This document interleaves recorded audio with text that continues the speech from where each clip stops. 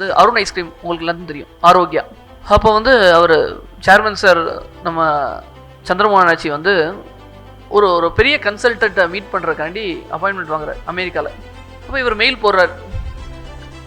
Mail போட்டு இந்த மாதிரி சார் நீங்கள் வரணும் எங்கள் கம்பெனிக்கு அப்படின்னு. அவர் மெயில் ரிப்ளை வரல.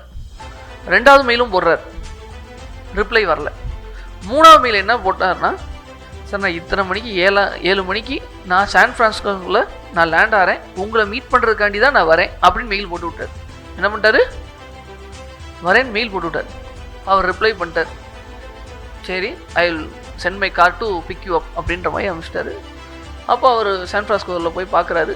மீட் பண்ணும்போது வந்து, சார் நான் இந்த மாதிரி 2 தடவை மெயில் போட்டேனே. இல்லை சார், நான் கன்சல்டிங் பண்ணுறது வந்து இவ்வளோ சின்ன கம்பெனிக்கு நான் பண்ணுறது கிடையாது. ஏன்னா அதுக்குண்டான காஸ்ட் வந்து ஜென்ரலாக வந்து கம்பெனி வந்து அது பேர்டனாக பார்க்குறாங்க, அதனால் நான் பண்ணுறதில்ல, அதனால தான் சார் நான் அவாய்ட் பண்ணேன் அப்படின்னு.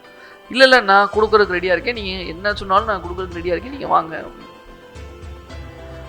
இல்லை அது உங்களால் முடியுமா? இல்லை நீங்கள் வாங்க அப்படின்றாரு. அப்புறம் ஒரு டேட்டை ஃபிக்ஸ் பண்ணி அவரும் வந்துட்டார்.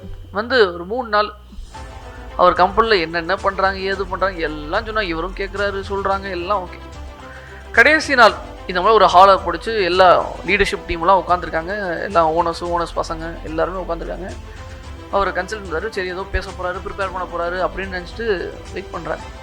வெயிட் பண்ணி வந்து அவர் ஒரு பெரிய போர்டு மட்டும் கேட்டார். அவர் எனக்கு ஒரு போர்டு மட்டும் கொடுங்க அப்படின்னு கேட்டார். சரி சார், லேப்டாப் பிபிடி எதுவும் நீங்கள் வச்சுருக்கீங்களா? அதெல்லாம் எதுவும் கிடையாது, போர்டு மட்டும் கொடுங்க அப்படின்னு சொல்லிட்டு அந்த போர்டில் 4.5ன்னு எழுதி ரவுண்டு மட்டும் போட்டு தேங்க்யூ அப்படின்னு சொல்லிட்டு அவர் கிளம்பிட்டார்.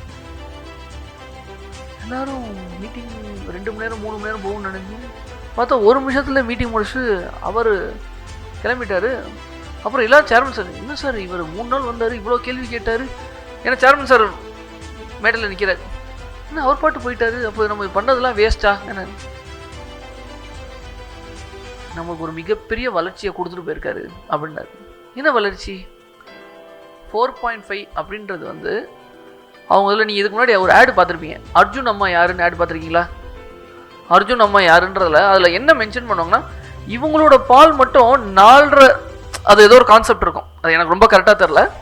4.5ன்னு ஏதோ ஒரு மென்ஷன் பண்ணி அவங்க ப்ரொமோட் பண்ணுவாங்கன்னு நினைக்கிறேன் அந்த ஆரோக்கியா இதில். அது ஒரு பெரிய ஒரு அர்ஜுன் அம்மா யாரு அப்படின்ற மாதிரியே ஒரு பெரிய கேம்பெயின் பண்ணாங்க. அதோட ட்ரிகர் பாயிண்ட் எது? அந்த 4.5. ஏன்னா அந்த டிஃப்ரென்ஷியேஷன் சார், மிச்ச கம்பெனிக்கும் உங்களுக்கும் உண்டான டிஃப்ரென்ஷியேஷன் இதான். நான் ஸ்டடி பண்ணி பார்த்ததில் 3 நாளில் ஸ்டடி பண்ணி பார்த்ததில் இதுதான் உங்களோட டிஃப்ரென்ஷியேஷன். இதை நீங்கள் ப்ரொமோட் பண்ணிங்கன்னா நீங்கள் பெரிய லெவலில் இனிமேல் ஹவு ஃபேக்டர் வந்து சந்திரமோகன் ஆட்சிக்கெலாம் மார்க்கெட்டிங்கை பற்றி சொல்லணும்லாம் தேவையில்ல. அது கன்சல்ட் வந்து நீங்கள் இப்படி பண்ணுங்க அப்படி பண்ணலான்னு சொல்ல மாட்டாங்க. அந்த 4.5 அவர் நல்ல ஒரு பெரிய இதுவாக எடுத்து நல்லா பண்ணியிருந்தார்.